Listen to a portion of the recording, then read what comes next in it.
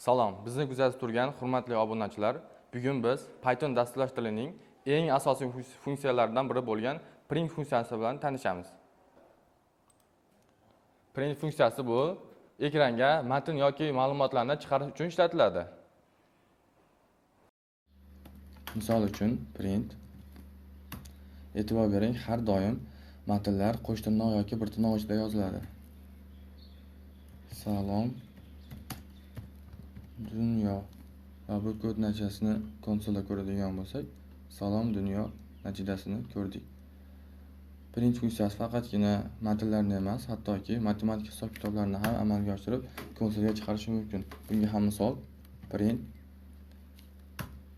raqamlar bilan ishlaganda qo'sh tirnoq shart emas. 55 ko'paygan 8 deylik. Va kod natijasi 440 ga teng. Bizni kuzatishda davom eting. Keyingi videolarda bundan ham qiziqroq funksiyalar bilan tanishamiz.